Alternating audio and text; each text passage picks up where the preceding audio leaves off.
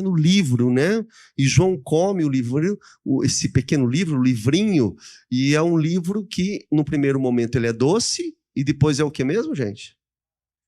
É amargo, né? E aí nós concluímos que comer o livro, que é a palavra de Deus, a marca disso, a característica disso é que vai comer para que depois seja pregado, profetizada a palavra de Deus. Então, o capítulo 10, nós entramos numa pausa, porque deu um stop na sexta trombeta, e aqui no 11, meus irmãos, ainda é essa pausa, nós estamos ainda nesse interlúdio, antes de tocar a sétima trombeta, né? ou o terceiro ai, estamos entre o segundo e o terceiro ai. E entrando aqui nesse capítulo 11, nós vamos aprender sobre as duas testemunhas. Então são duas testemunhas, vamos tentar entender aqui o que são essas duas testemunhas, que tem muita gente, né, que fala sobre essas duas testemunhas. Então, olha só, eu entendi aqui, se você está com a tua Bíblia aberta, capítulo 11, vai ajudar se nós fizermos aqui inicialmente um resumo, um resumo inicial, né, desse capítulo, para que a gente possa compreender. Se os irmãos observarem aí, um breve resumo, João, ele vai receber as ordens do Senhor para medir, e ele vai medir, são 3 objetos que ele vai medir. O primeiro é o santuário, depois o altar e aqueles que adoram na cidade santa, aqueles que adoram no altar. O que não é para medir, se os irmãos estiverem observando aí no capítulo 11, não é para medir o pátio externo, porque o pátio externo é o pátio dos gentios. E aí o texto vai dar a entender que os gentios irão pisar a Terra Santa por 42 meses, que é outro assunto também difícil de compreender. E depois disso, meus irmãos, Deus, ele envia 2 testemunhas a Jerusalém, e essas 2 testemunhas, elas irão profetizar, irão falar contra as ações, são 2 testemunhas, né? Você já deve ter ouvido já que as 2 testemunhas Elias, Moisés. Então vamos ver, depois vamos tentar entender o que é isso aí. O fato é que a besta vai matar essas 2 testemunhas e todo o povo vai se alegrar, né? As pessoas, os indivíduos irão fazer festa, irão celebrar com a morte, o martírio dessas 2 testemunhas. Mas o texto também diz aqui no capítulo 11, que depois de 3 dias e meio, elas serão ressuscitadas e serão levadas para o céu. E em seguida, é um resumo aqui do capítulo 11, em seguida vai ter um forte terremoto, e é na Terra Santa, o texto está apontando para Jerusalém, e aí tem esse forte terremoto, e uma boa quantidade de pessoas morrem nesse terremoto, né? Qual que é a mesma quantidade aí? São 7.000 pessoas, confere. São 7.000 que morrem. 7.000 morrem. E aí, o restante, assustado com tudo isso, eles vão dar glória a Deus, ao Deus dos céus. Gente, olha só, estamos no interlúdio. E isso é fato. Há uma relação íntima entre o capítulo 10 e a metade do capítulo 11 aqui. Então há uma íntima relação entre essa pausa, entre esse interlúdio aqui. Porque, observe só, se você está vindo desde o capítulo 10, então é nisso que eu falei que a gente precisa prestar atenção. Se nós estamos vindo lá do capítulo 10, o João, ele é ordenado a comer, a devorar o livrinho. O livrinho que nós identificamos como a palavra de Deus é um livrinho que ele tem um sabor doce, né? Ele é doce, num primeiro momento, ao paladar. E depois, no capítulo 10, João ele vai receber a incumbência de profetizar. E está dizendo aqui no finalzinho aqui do capítulo 10... contra muitos povos, nações, línguas e reis, né? Então, assim, ele come o livro, é a palavra de Deus, é doce, mas o ir e profetizar contra nações, povos, e línguas e reis, isso é um resultado amargo, né? E a gente vê, comentamos semana passada, né, os servos de Deus que recebem a salvação por meio da palavra de Deus. Então isso é bênção, a palavra do Senhor é bênção, mas quem come a palavra de Deus, quando a palavra de Deus é interiorizada no nosso íntimo, aí você passa a propagar essa palavra, a profetizá-la.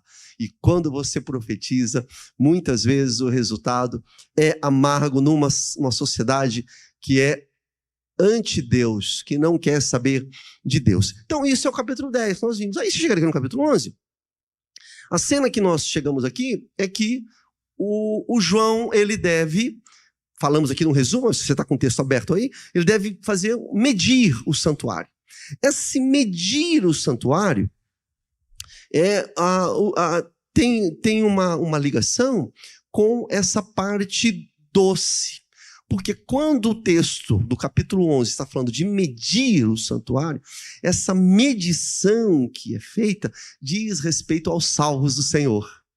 Porque quem está no santuário é os salvos do Senhor. Eu vou tentar aqui passar por que os irmãos consigam enxergar essa conexão entre o capítulo 10 e o capítulo 11. Então, veja só, a primeira parte do capítulo 11, o João ele recebe a incumbência de fazer uma medição no santuário. O santuário, o santo dos santos, o lugar santo, é o lugar onde está os salvos do Senhor. É essa parte boa, é essa parte doce. Mas depois, no capítulo 11, vai surgir duas testemunhas. E o martírio dessas duas testemunhas, que tem uma ligação, martírio é sofrimento, é morte, tem uma ligação com a parte amarga do livrinho que João comeu. Então, veja só, nós estamos nessa pausa, nesse interlúdio entre a sexta e a sétima trombeta, e o que nós estudamos no capítulo 10 e no capítulo 11 está ligado. Tá conectado, né? E então isso é muito importante que a gente parta desse princípio para ter essa compreensão. Agora, olha só, gente. Como no Apocalipse, em geral, tem várias interpretações. Nós já falamos aqui, né? As várias interpretações escatológicas. Estamos trabalhando isso desde a introdução. Aqui no capítulo 11 também não é diferente. Nós vamos encontrar 3 e até 4 interpretações para o capítulo 11. E os irmãos aqui da nossa igreja que são estudiosos, né, detalhistas, meticulosos, então presta atenção.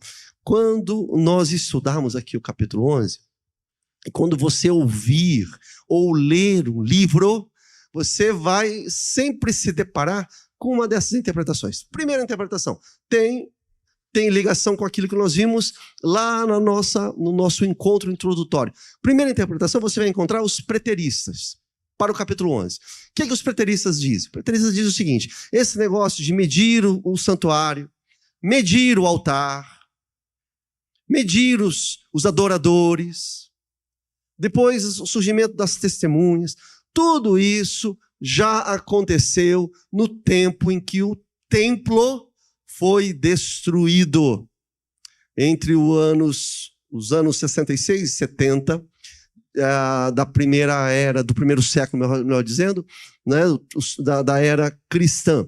Então os preteristas, eles entendem o seguinte, que quando João, isso aqui é muito importante, meus irmãos, isso aqui é importante, quando João escreve o Apocalipse, os irmãos nossos que creem em Jesus, igual você e eu, eles entendem o seguinte: quando João escreveu, ele escreveu antes da destruição do templo. Então, eles estão numa via do lado da maior parte dos estudiosos. Porque, veja, quando se faz um estudo aprofundado do texto, quando faz uma análise textual e você pega todos os críticos, os pais da igreja, né, os apologistas, o pessoal todo, há uma concordância de que o Apocalipse ele foi escrito por volta do ano 90. Mas os preteristas acham o seguinte, que o Apocalipse foi escrito antes do templo ter sido destruído. Que ano que o templo foi destruído? Que ano foi? Anos 70. A gente está nisso aí, já trabalhando, pode falar. Anos 70. Né? O general Tito Romano foi lá e destruiu. Então, os preteristas entendem que o livro, que João, quando ele está falando de medir o templo, por que João está falando isso? Porque, para os irmãos preteristas, o templo ainda estava de pé. O templo está lá. O templo está de pé. Então, ok, eles entendem, eles têm essa visão, eles têm esse entendimento. E quando fala que os gentios vão entrar no pátio, né, vão pisar ali no pátio exterior do templo, na visão dos irmãos preteristas é o seguinte, é que são os exércitos romanos, são os romanos. Os romanos vão lá, vão invadir, são gentios. Gentios é quem não é judeu, que não reconhece o Deus de Israel. Então são os gentios que vão entrar ali no templo. Qual é o problema dessa interpretação, meus queridos? O problema muito sério aqui é que eles querem jogar luz no tempo ali da destruição de Jerusalém, mas veja, a grande dificuldade é quando chega-se nas duas testemunhas, porque aí a profecia do capítulo 11 não fecha na visão preterista. Então, fica um vácuo, um problema. Não dá para a gente ficar parado falando sobre isso daí, mas só para que os irmãos entendam aqui no estudo do livro. Por exemplo, uma outra interpretação que nós vamos encontrar, e essa é muito comum, talvez você conheça, talvez até você se ache assim, são os dispensacionalistas. Os irmãos dispensacionalistas. Os dispensacionalistas eles entendem o seguinte, que tudo que está acontecendo ali no Apocalipse é literal. Então vai um pouquinho na contramão daquilo que nós estamos falando, e que há um entendimento também bem comum, porque você vai encontrar muita informação simbólica. Estão comigo, sim ou não, irmãos? Faz sentido isso? Muito simbolismo, né? Então, muito dragão, muito número, né? Tudo muito simbólico. Mas os dispensacionalistas, eles querem bater na tecla que é literal. E quando chega no capítulo 11, é literal. E aí, eu pude ler alguns, vasculhei bastante, aí eu percebi o seguinte, pasmem, até mesmo os irmãos dispensacionalistas que são literais, eles quando vão olhar o capítulo 11, muitos deles vão concordar que boa parte do capítulo 11 não tem jeito. Tem teor simbólico, não tem como fugir, é assim mesmo. Agora, a visão dispensacionalista é a visão que ela é mais popular. Os dispensacionalistas, eles têm essa visão popular, né? A maioria das igrejas, principalmente as brasileiras, né, tem essa visão das dispensações. Então, eles entendem que é isso, que é literal. Qual que é a dificuldade para nós podermos compreender aqui? A dificuldade é porque é o seguinte, eles entendem, meus irmãos, que é o seguinte, só para que a gente compreenda, os preteristas, eles defendem a ideia de que João escreveu na época do templo erguido, tá lá, beleza? Porque João está medindo, entende? João está medindo o santuário. Então, para defender essa ideia, os irmãos preteristas dizem o seguinte, é porque foi escrito na época lá do templo. Os irmãos dispensacionalistas, eles defendem o seguinte, o templo será reconstruído. Já ouviu isso ou não? O templo vai ser reconstruído no momento em que a besta, na grande tribulação, estará perseguindo a igreja e perseguindo, inclusive, os judeus. E aí o templo, ele será reconstruído, ele será levantado. Então, a ideia deles é essa. Só que aí o grande problema, meus irmãos, é o seguinte. Jesus falou que o templo seria derrubado. E foi. Mas você não encontra nos evangelhos nenhum apontamento dizendo que o templo seria reconstruído. Então, esse é um problema. Então, essa é uma dificuldade para essa visão. E um outro detalhe é que se o templo for reconstruído como eu sei que há conversas, há um movimento para que o templo seja reconstruído. Pode ser. Mas a dificuldade é o seguinte: se o templo for reconstruído, necessariamente vai ter que voltar à prática do sacrifício.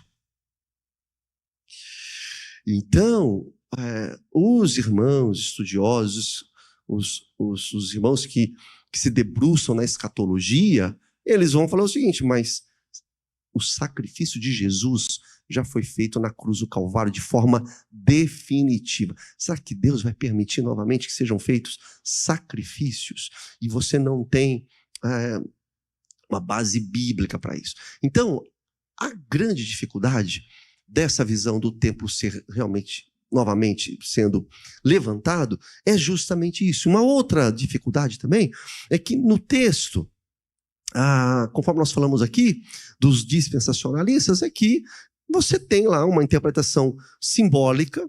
Um outro problema que a gente pode apresentar e que eu anotei aqui, que eu acho que vale a pena compartilhar com os irmãos, e esse é um problema que tem que ser resolvido, é a diferença que essa visão faz entre a igreja e os judeus, porque eles defendem o seguinte, que os judeus, eles serão salvos por ser judeus.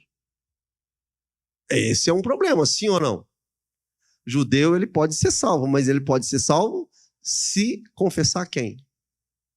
Tem que confessar Jesus, e não apenas por ser judeu. Você não encontra nos evangelhos uma defesa nessa linha, dizendo o seguinte: olha, que os judeus eles vão ser salvos somente por eles serem judeus. É claro que o chamado do Senhor é irrevogável. Paulo fala isso. O Senhor, ele fez um chamado para Israel. Isso não tem como abrir mão disso, não tem como fugir disso. Só que é o seguinte: Israel, ele pode ser salvo e será salvo. Nós cremos que o povo de Israel vai reconhecer que Jesus é o Messias, mas a salvação será junto com a igreja. Não tem dois grupos, não tem a igreja e Israel. A igreja é o Israel. O apóstolo Paulo fala isso. Vocês são filhos de Abraão agora. Vocês são herança de Abraão, filhos dele, herdeiros dele. Então é o seguinte: a igreja é o Israel espiritual. Para o judeu étnico ser salvo, precisa reconhecer que Jesus Cristo é o Senhor, senão não tem como. Gente, isso aqui é um ponto que requer de nós a gente pare, e nós que temos a intenção de conhecer a palavra de Deus, que a gente pare para estudar mesmo, porque sim, o chamado de Deus para Israel é irrevogável. Deus chamou, está chamado. Jesus é judeu, a salvação vem dos judeus. Isso é fato. Quando João ele escreve o Apocalipse, há esse entendimento de que ele escreve por volta do ano 90, ou seja, o templo ele já tinha sido derribado, já estava no chão. E quando o templo ele vai ao chão, a igreja de Jesus, veja, nós estamos falando do primeiro século, hein? Nós estamos no século 21. A igreja de Jesus estava sendo perseguida, muito perseguida. E no tempo em que o templo foi destruído, que é o ano 70, meus irmãos, naquela época ali no templo, os crentes haviam já fugidos de Jerusalém. Principalmente crente judeu, ou judeu messiânico. Os judeus que conheceram a Cristo já tinham fugido. Você vê isso, por exemplo, em Atos capítulo 8. Se tiver com a tua Bíblia, dá uma olhadinha. Atos 8, 1, os crentes, os judeus messiânicos em Jerusalém, fugiram. E fugiram, sobretudo, porque eles eram perseguidos, eles eram hostilizados pelos próprios judeus. O próprio povo judeu hostilizava os judeus que reconheceram a Cristo. Os discípulos eram um desses, né? Então, veja só, os judeus, eles sempre negaram a Cristo. Aqueles que reconheceram a Cristo, eles foram perseguidos. Como Jesus, judeu, o Filho de Deus, foi perseguido. Então, essa hostilidade sempre aconteceu. Que nos diga o apóstolo Paulo. Paulo, aonde ia, no mundo romano, então ele ia lá para as cidades romanas. Quando você está lendo lá, você percebe que ele nem era perseguido pelos romanos. Ele era perseguido por quem? Pelos judeus. Aonde ele ia, tinha uma comunidade judaica. Aliás, ele chegava para pregar, primeiramente, nas sinagogas. Então, ele chega lá em Éfeso, ele vai para uma sinagoga. Chega em Corinto, ele vai para uma sinagoga. Ele vai para uma sinagoga judaica. E quem persegue o apóstolo de Cristo são os próprios judeus. Então, Paulo é um exemplo, é uma prova maior disso, de que os próprios judeus é quem perseguia a igreja. E aí, gente, só para que a gente consiga, nós, meus irmãos, consigamos entrar ali no cenário, uma grande dúvida que os nossos irmãos tinham no primeiro século era a seguinte: será que Deus nos abandonou? E o apóstolo Paulo coloca isso em Romanos, quer ver? Põe para mim, Romanos 11. Romanos 11, olha lá. Será que Deus rejeitou o seu povo? Está vendo? Será que Deus percebe? Essa era uma pergunta, essa era uma indagação que batia forte ali no coração, na mente ali daqueles irmãos. O apóstolo Paulo, e Paulo está falando ali pela visão judaica. Quer dizer, será que Deus ele rejeitou o povo? Esse povo não é a igreja. Capítulo 11 está falando dos judeus. Será que Deus rejeitou os filhos étnicos de Abraão? Será que Deus rejeitou? Quando você vai folheando a Bíblia, você vai perceber que o apóstolo Paulo ele dedicou 3 capítulos para tratar desse assunto. 3 capítulos. 9, 10 e 11. Ele vai falar sobre o povo judeu. Será que são salvos ou não são salvos? E aí Paulo vai falar que eles tinham sido retirados, né, da oliveira, eles foram tirados da oliveira que é Deus, mas aí Paulo fala o seguinte, que vai chegar o tempo em que eles vão ser reenxertados. Incrível isso, né? Vai chegar um tempo que eles vão voltar, ou seja, vão sim reconhecer a salvação é através de Jesus Cristo. Capítulo mesmo 11, o verso 26, diz assim, olha, dessa forma todo Israel será o quê, gente? Salvo. Salvo. Então Paulo ensina que o Israel físico, o Israel étnico de sangue, sim, ele será incluído no Israel espiritual. Mas isso só poderá acontecer reconhecendo que Jesus Cristo é o Senhor. E quem é o povo salvo? É a igreja. Israel étnico, grava essa. Israel de sangue é salvo quando é inserido na igreja. Amém, gente? Tá claro isso? O Israel de sangue, ele só pode ser salvo quando for colocado, inserido na igreja, porque Jesus morreu pela igreja. É a igreja de Cristo Jesus. Então tá aí, essas são as dificuldades dessa visão dispensacionalista que tem aí muito difundido no meio evangélico. Aí uma terceira interpretação desse capítulo 11, meus irmãos. O pessoal vê aqui do 11:1 ao 11:13, 14, que na verdade está se tratando de uma profecia sobre o destino da igreja no mundo ante-Deus, no mundo que persegue o povo de Deus. O capítulo 11 tem essa terceira interpretação que entende justamente dessa forma, né? que, na verdade, o que está sendo tratado aqui é a dureza pela qual a igreja passa. Mas enquanto a igreja sofre, enquanto a igreja é perseguida, o nosso Senhor, Ele nos protege. Senhor, o nosso Deus, Ele nos resgata de todo mal, Ele preserva o seu povo e garante a nossa salvação até o fim. Capítulo 11, sim, ele pode estar tratando disso. Então, meus irmãos, olha só, nos parece, para a gente ter a compreensão aqui, que essas interpretações que tentam cravar acontecimentos com exatidão, com datas, todas essas interpretações acabam levantando, acabam suscitando questionamentos, porque não bate. Tanto um quanto o outro. Você fala, tá, ok, tá bom, a gente caminha até aqui, mas e isso? E aquilo? E o templo? Como é que fica? E as duas testemunhas? Acaba não dando certo.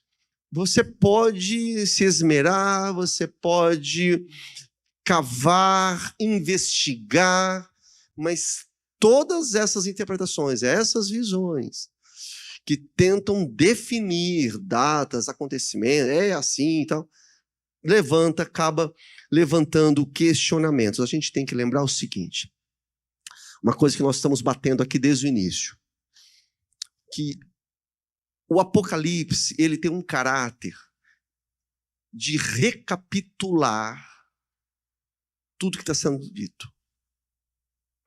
Né? Nós já falamos que são o número 7. Não é isso que nós falamos, gente? O número 7 está sempre sendo repetido. Então, está sempre repetindo. Então, as cenas...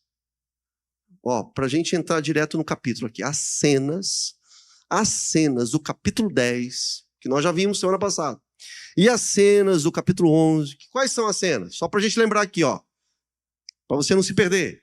O que tem lá? O anjo forte, né? O João que come o livrinho. Aqui no capítulo 11, a medição do templo, do santuário, as duas testemunhas. Tudo isso, meus irmãos, acaba nos conduzindo a uma unidade literária. É a mesma coisa, de forma diferente. É o doce e é o amargo. Entendeu? De forma completamente distinta, com outro ângulo, uma outra ótica, uma outra visão. O assunto principal é o seguinte, é a igreja de Jesus enfrentando as perseguições, as hostilidades, a ruindade desse mundo que é contra Cristo. A igreja está aqui e está batalhando. Né? E a igreja está levando o nome de Jesus, o evangelho da paz, e sempre sendo perseguido. Então, dito isso, vamos começar a estudar mesmo o capítulo 11 aqui. Tá bom?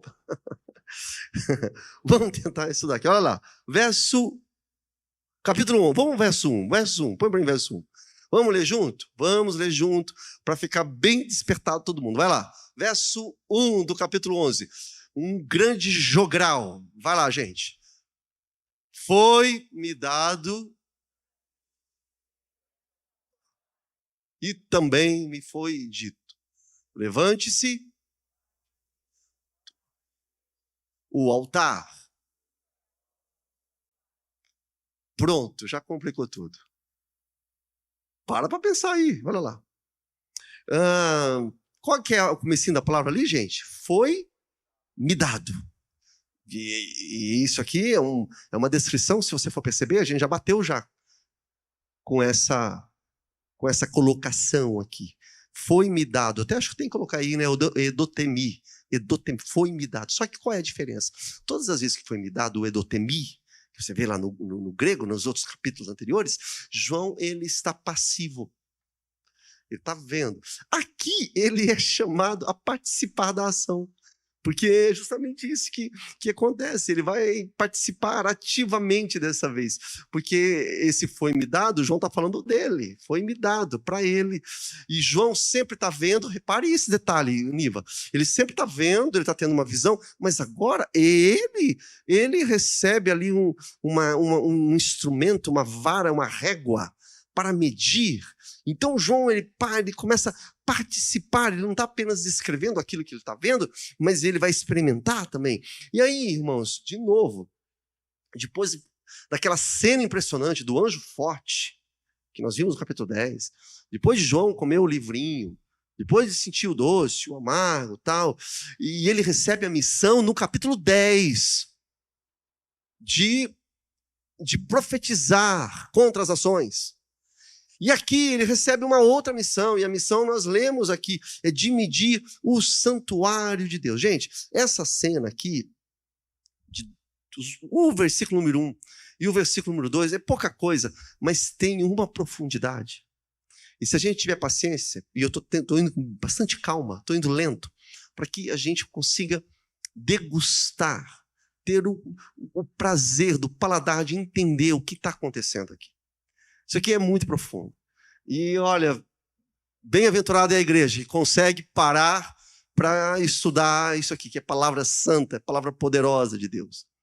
E novamente eu quero insistir que sim, o capítulo 11 aqui talvez seja realmente o mais difícil das visões do Apocalipse, porque ele é totalmente simbólico, é muito simbolismo, e aí tem aquela dificuldade dos irmãos que entendem que isso aqui é literal, e aí é muito difícil a gente poder coadunar tudo isso daqui. Então, olha só, João ele recebe um caniço, veja aí no verso 1 da tua Bíblia, ele recebe um caniço, e tipo uma régua, conforme nós falamos aqui, para medir, era para medir o que mesmo, gente? Vamos lá, são 3, né? Vai medir o quê? O santuário, o altar e os que adoram no santuário. Quer dizer, medir, estranho. Porque se você falar, não, pastor, é tranquilo, eu vou falar para você, não é tranquilo. Quando aqui na Bíblia você vê alguém vai lá medir? Medir o quê?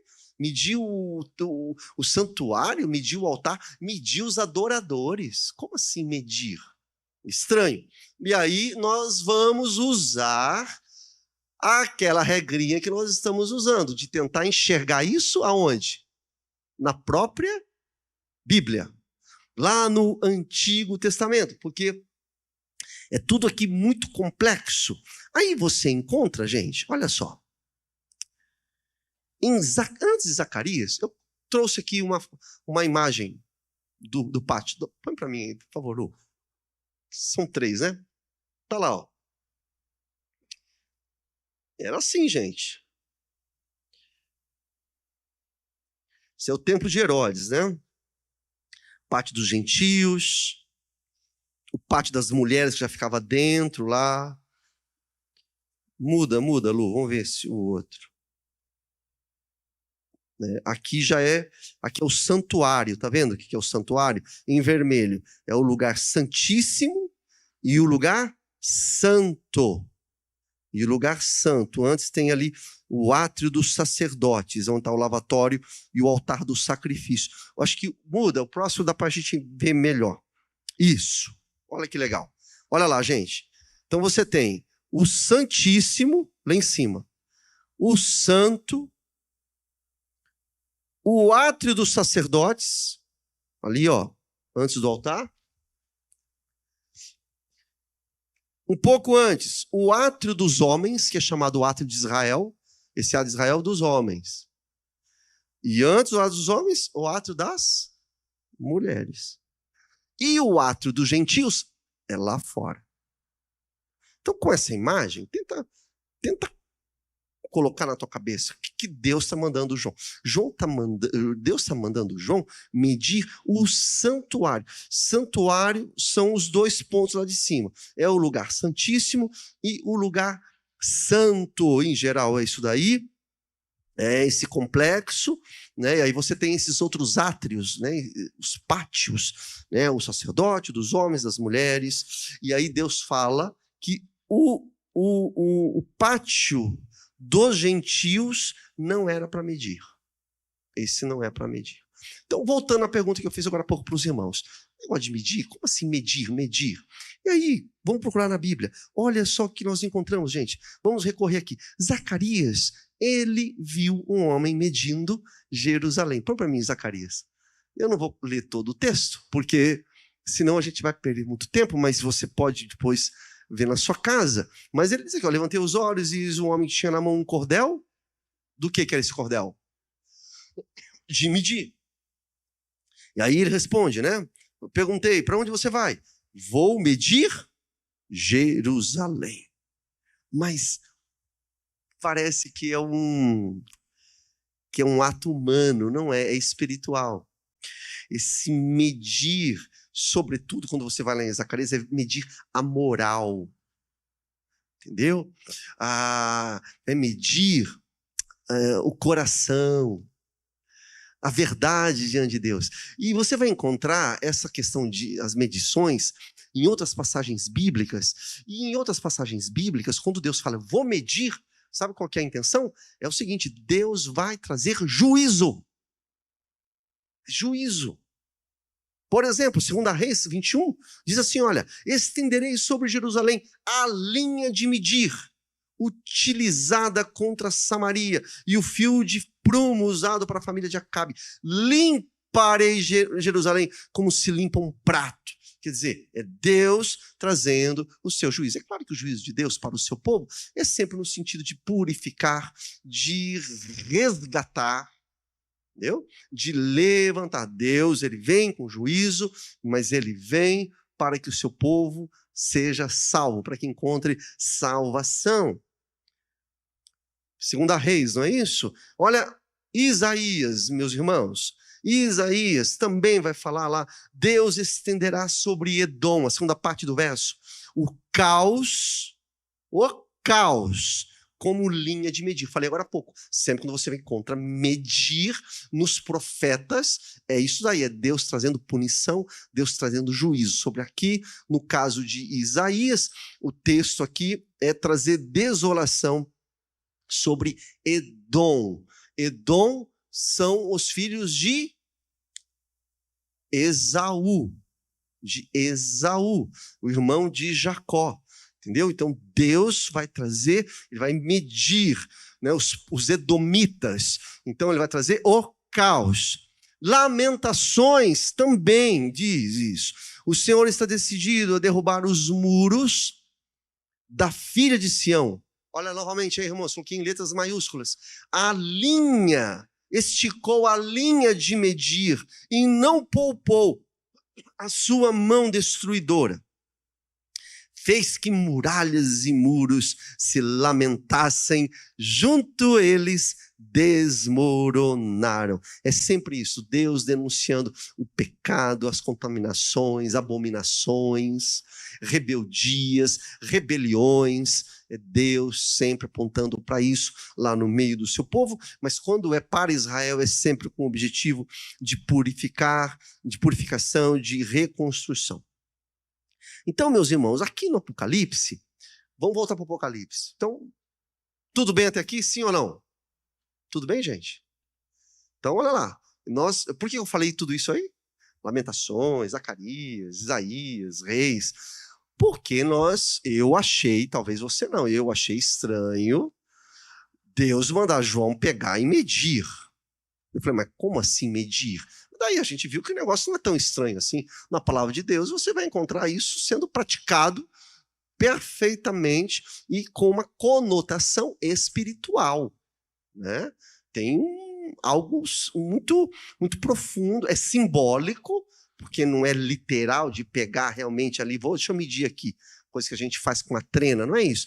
A medição ali é medir o nível do caráter, da moral desse povo. Então, João, ele é ordenado a medir o templo, e aí, de novo, nós vamos esbarrar no problema, porque nós estamos entendendo, e eu quero acreditar que os irmãos estão comigo, nós estamos entendendo que essa medição tem um teor espiritual. Certo, irmãos? Porque você vai encontrar muitos dos nossos irmãos, os dispensacionalistas, por exemplo, que vai falar, não, essa é uma medição literal. E aí? Porque a partir desse ponto, você abre, você fala, peraí, você vai para cá ou você vai para lá.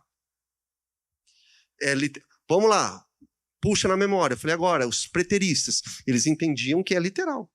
E, inclusive, para complicar mais, eles entendiam o seguinte, que Deus mandou João medir o templo de Herodes, da época de Jesus. Lá, o templo estava lá. O templo estava lá ainda, anos 70, estava de pé. Caiu, né, a partir do ano 67. Caiu.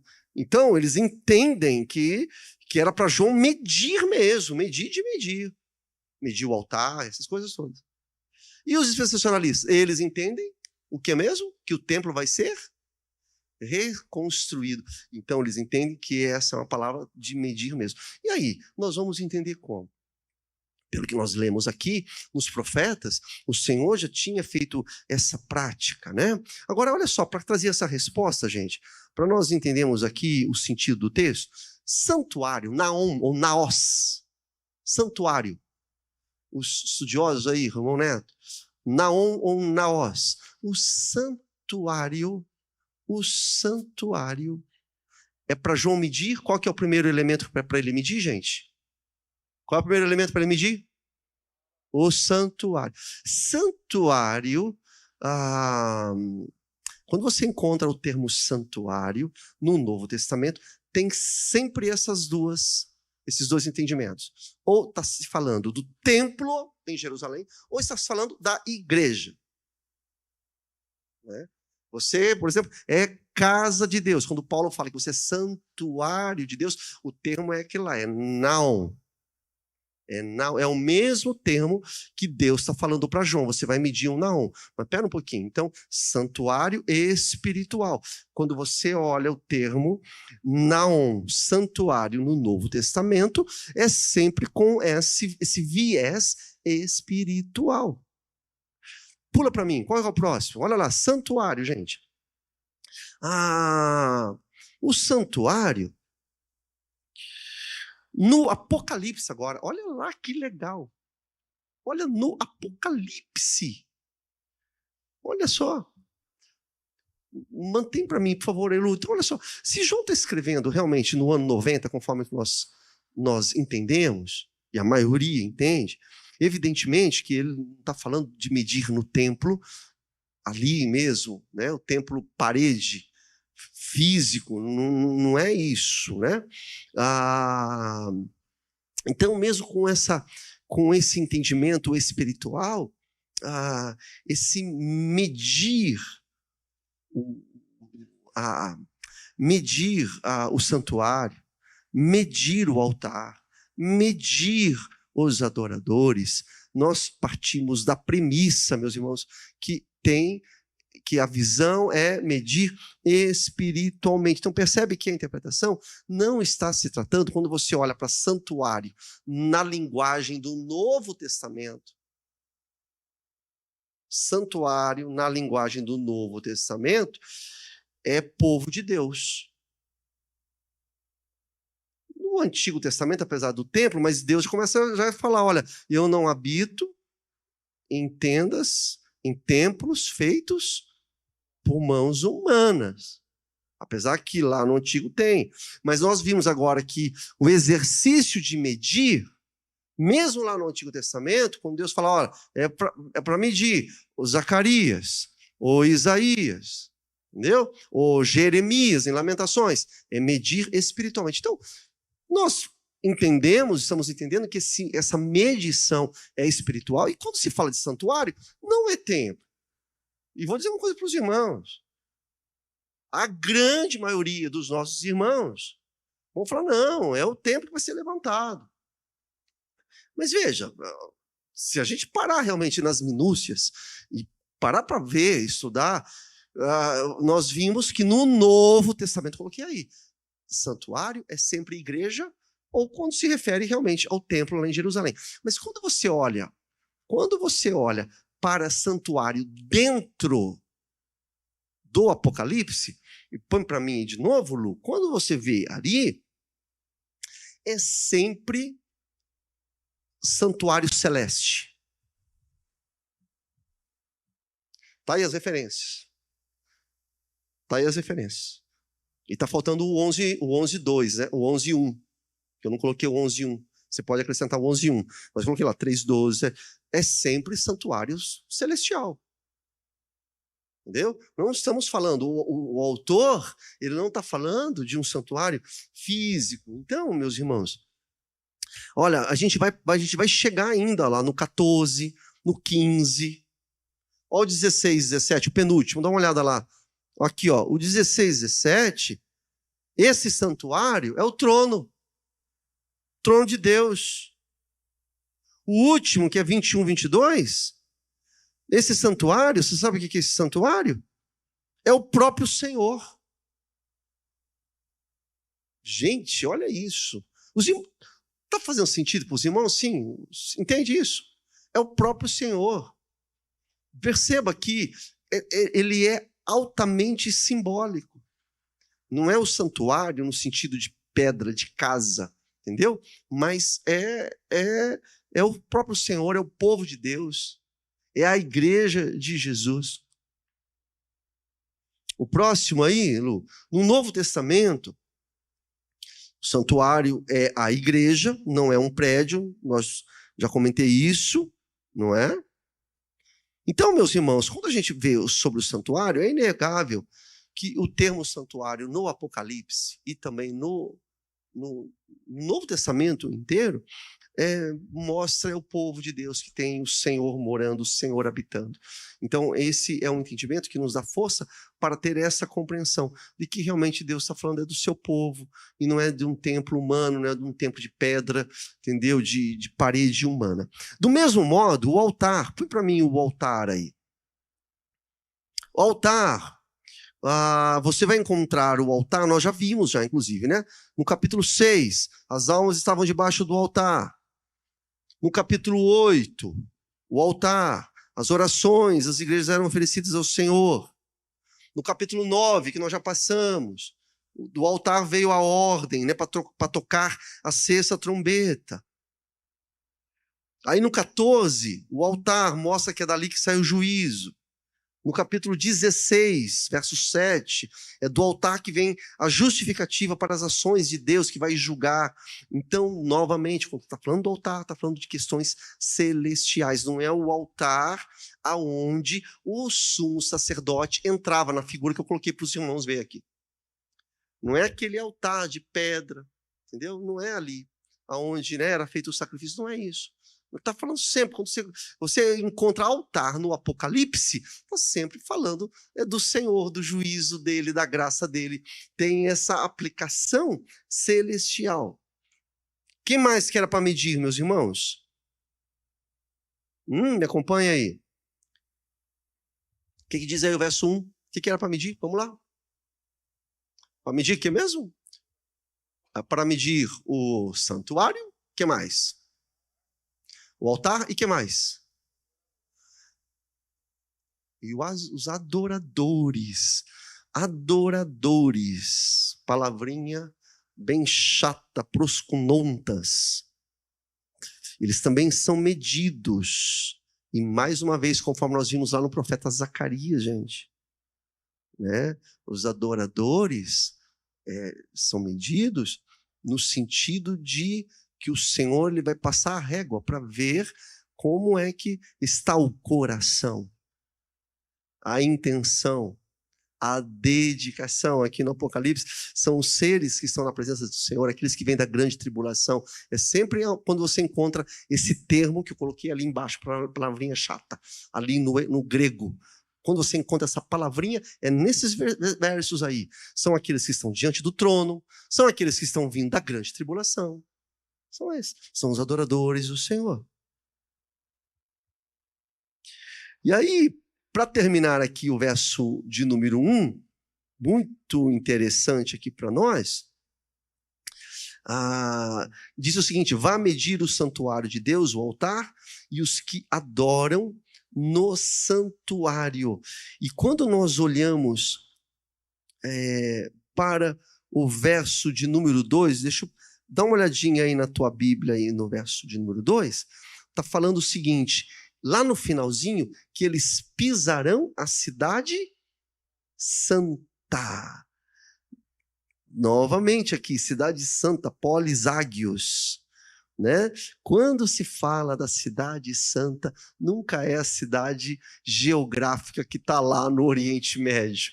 A cidade santa, Nova Jerusalém, é a cidade que desce do trono de Deus. Então veja, novamente, esse start, o início aqui do capítulo 11, está falando sempre aqui que é da parte do Senhor.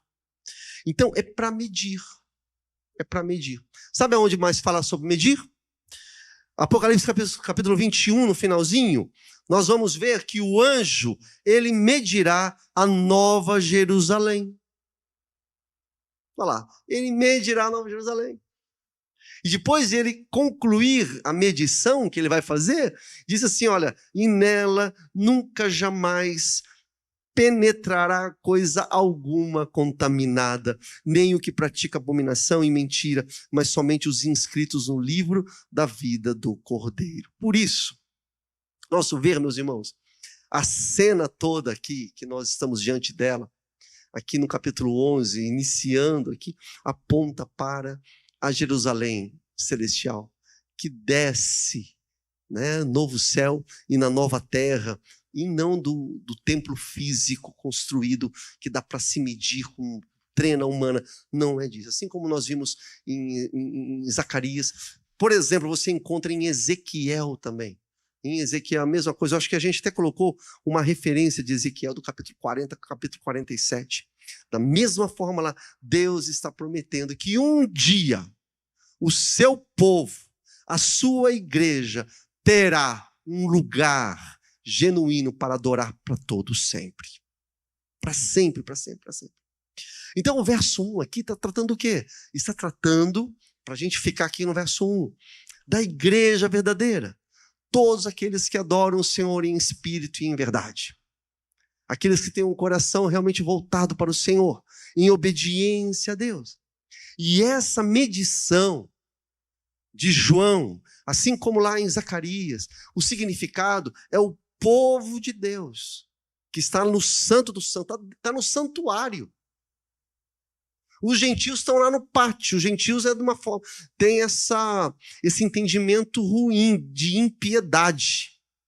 Eles vão pisar a cidade santa. O povo de Deus, ele está sendo medido, ele está dentro do santuário. O povo de Deus está apartado de toda profanação, de toda impiedade, de todo pecado, de toda rebeldia. Povo de Deus. E por estar apartado de toda malignidade, está protegido pelo Senhor. Estaremos com o Senhor para todo sempre. Amém, gente? Verso 2, para a gente só caminhar aqui no verso 2, dá uma olhada aí. Põe o verso 2, vamos ler juntos o verso 2. O que diz aí? Mas deixe...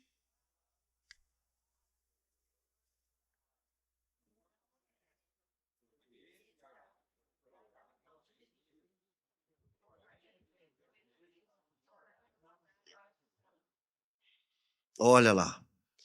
Estamos agora, meus irmãos, diante do átrio exterior, que eu coloquei para os irmãos verem, o pátio exterior. E esse ato foi dado aos gentios, e eles pisarão a cidade santa. Vamos devagar aqui, olha lá. Jerusalém. E eles vão pisar por quanto tempo? 42 meses. Olha que esse deixe de lado, para mim, Lu, deixe de lado ou deixe de parte, a palavra, viu, Duda? É equibalo. Equibalo. E, na verdade, a melhor tradução não é deste lado, é jogue fora, expulse, expulsar, expelir, né? O sentido é de que os que estão fora do átrio serão excluídos, excluídos. Então, qual é o sentido? A Israel, o Israel físico, aqueles que não quiseram saber do Senhor, não quiseram se converter, assim como todos os ímpios, estão nesse cenário simbólico no ato de fora. Estão lá no pátio de fora, serão excluídos. Por quê? Julgados por Deus. Por quê? Porque estão depravados do mundo. Inclusive aqueles que participam da igreja, mas não tem nada a ver com o Senhor. Não se santificam, não se purificam, não consagram o coração. Estão na igreja. Igreja não significa nada. Mas o sentido é justamente esse. Esses estão de fora, não estão sendo medidos pelo Senhor. Presta atenção nisso, hein? Não estão sendo medidos. Ó, o verso 1. Os que estão lá dentro do santuário, medidos pelo Senhor. Esses não. Esses estão fora. Estão no pátio de fora. E eles irão pisar a cidade santa o tempo todo. Então perceba, meus irmãos, que no verso 2 aqui a profecia está mencionando um período de domínio estrangeiro sobre o povo de Deus. Nós já não vimos isso, nós já vimos isso. Nós já passamos por isso.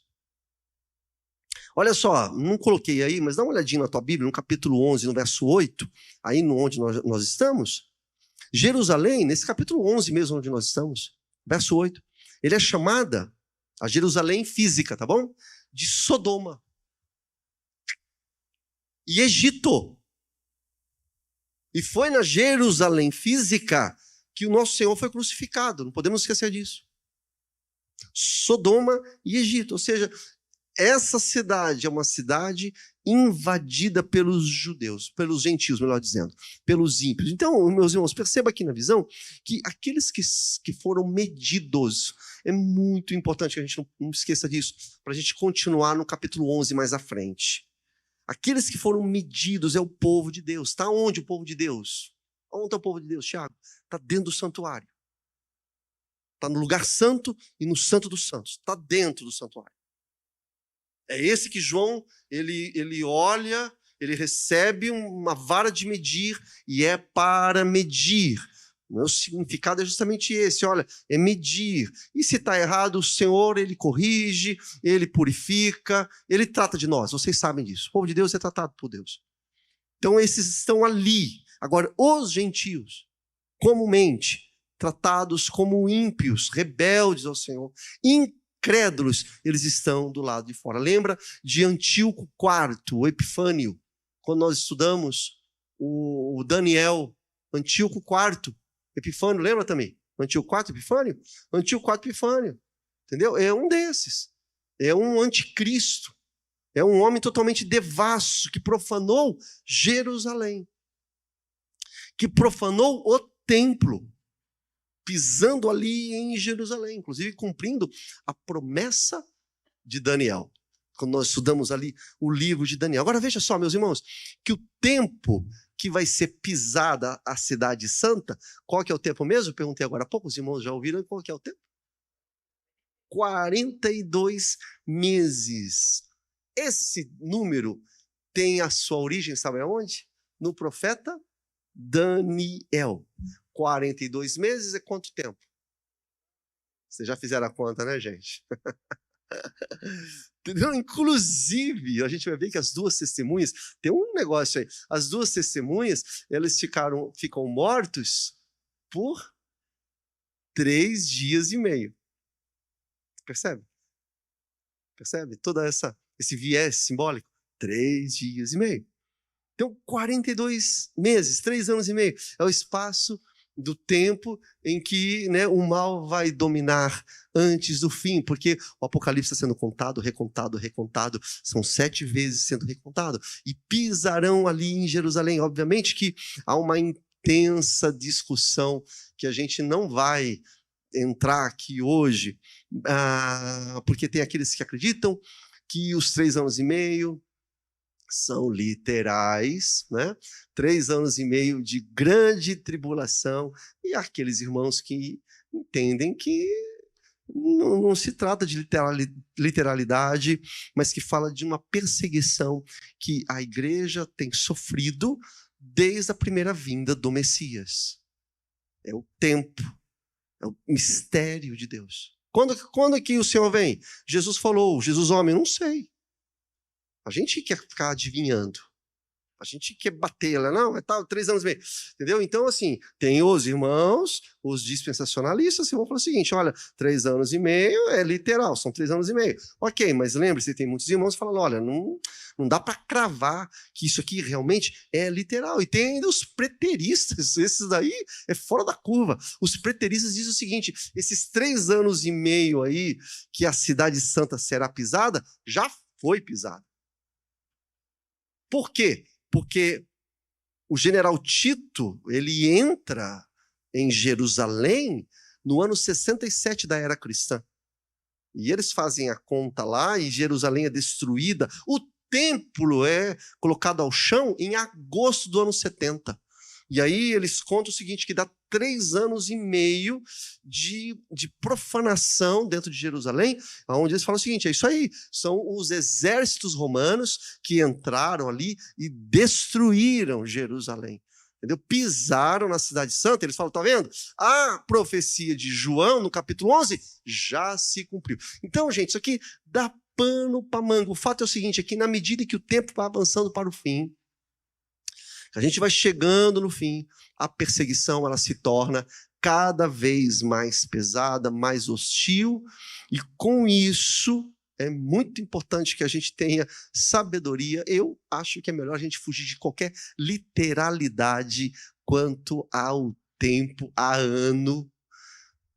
Sabedoria. Se for 3 anos e meio mesmo, tá bom, tá tudo certo. Não temos nada contra, mas eu acho difícil ser isso daí. Deixa eu só passar aqui com os irmãos os textos de Daniel. Olha lá. Olha lá, Daniel. Né? Ele fala que vai ser oprimido os santos do Altíssimo, né? Por um tempo, 2 tempos, metade do tempo. Olha lá. Falará palavras contra o Altíssimo, destruirá os santos do Altíssimo e cuidará em mudar os tempos e a lei, e serão entregues na sua mão. Qual que é o valor aí? Um tempo, tempos e metade de um tempo. Dá 42 meses. Isso aí. Tempo, tempos, já estudamos isso em Daniel, não vamos parar aqui. É a forma judaica de escrever. Tempo, tempos. Entendeu? 1, 2, 3 e mais metade um tempo. Dá 3 anos e meio e 42 meses. Veja Daniel 12, 7. O homem vestido de linho que estava acima das águas do rio ergueu para o céu a mão direita e a mão esquerda, e eu ouvi jurar por aquele que vive para sempre, dizendo: haverá um tempo, tempos, meio tempo, quando o poder do povo santo for finalmente quebrado, todas essas coisas cumprirão. Então tá aí, no Apocalipse, esse número é o tempo em que a cidade santa ela será oprimida. Meus irmãos, é isso. Olha só, vamos ficar aqui só no verso 2, a gente vai caminhando aqui no capítulo 11. O tempo, de acordo com o nosso calendário, deixa eu só falar isso aqui para vocês. Não dá para a gente bater um martelo. Se bater um martelo. É isso. O tempo é esse. Mas uma coisa é certa. A igreja, ela enfrenta perseguições. E ela vai enfrentar perseguições cada vez mais. A igreja irá sofrer perseguição severa, os crentes irão sofrer. Entendeu? Está falando, nós vimos em Daniel, estamos vendo aqui no Apocalipse, a igreja ela passa por isso. Ela enfrenta esse tipo de martírio, mas uma coisa é certa, com o Senhor do nosso lado, caminhando conosco, e Ele nos levará até o dia da glória final. Então nós vamos orar, nós vamos clamar ao Senhor, para que o Senhor nos santifique. E aí eu quero que você, nessa palavra, que você feche seus olhos e pense um pouquinho, quem é você? nessa história toda. Você é santuário de Deus. Você está no santuário? Na visão de João, aqueles que eram medidos estavam no santuário. Aqueles que não eram para ser medidos estavam lá no pátio de fora, no átrio exterior. Quem é você? Uma testemunha fiel? Ou você tem desprezado uma vida de santidade? Tem sido amante das coisas do mundo, ao invés de amar a palavra de Deus? Como é que está a sua vida? A palavra do Senhor, ela sempre vem ao nosso coração para nos exortar, senão não tem sentido. Como que está a sua vida? Pense. Nós vamos chegar daqui a pouquinho, igreja, na 7ª trombeta. Quando soar a 7ª trombeta, aonde você estará? Como você estará?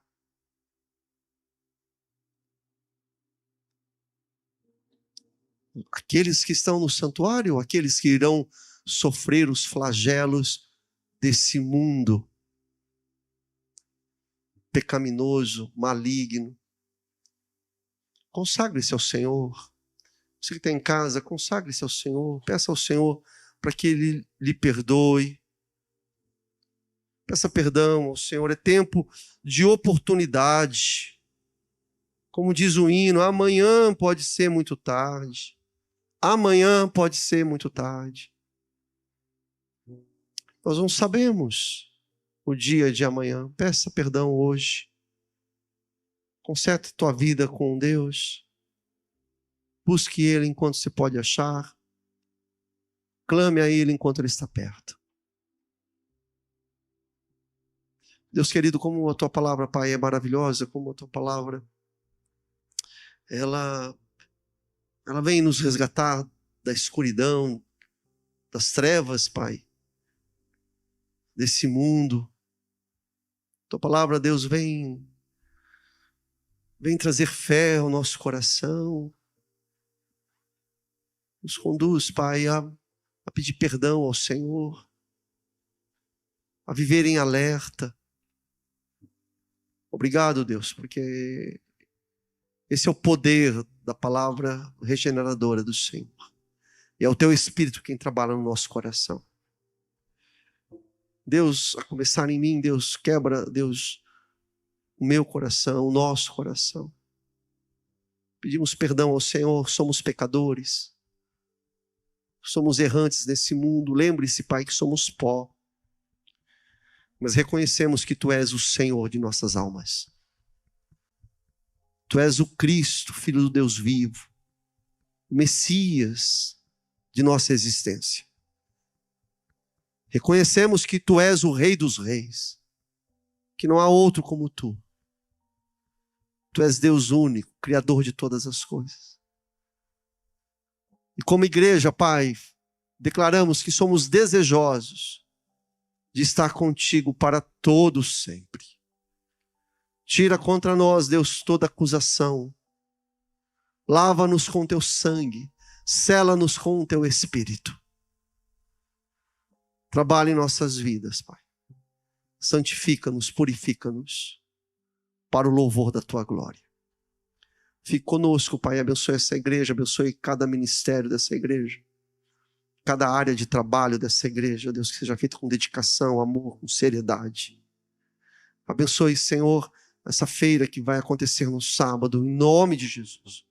Que o Senhor venha e repreenda todo o mal, Pai, em nome de Jesus. Não permita, Pai, que nenhum mal, Deus, alcance, Deus, esse evento que acontecerá no sábado. Não permita que os anjos do Senhor estejam aqui ao redor. Protegendo, Deus, limpando a área. Que cada alimento que vai ser comercializado seja para a Tua glória e seja uma bênção para quem for consumir. E que Teu nome seja engrandecido, que a paz do Senhor possa reinar no nosso meio. Que a alegria, a comunhão do Teu Santo Espírito seja abundante no meio da Tua igreja. E fique conosco, Pai, nas outras atividades da igreja, Pai, os adolescentes, os jovens, escola bíblica dominical, domingo à noite. Continue falando ao nosso coração. Amamos a Ti acima de todas as coisas. E assim oramos em Cristo Jesus. Amém.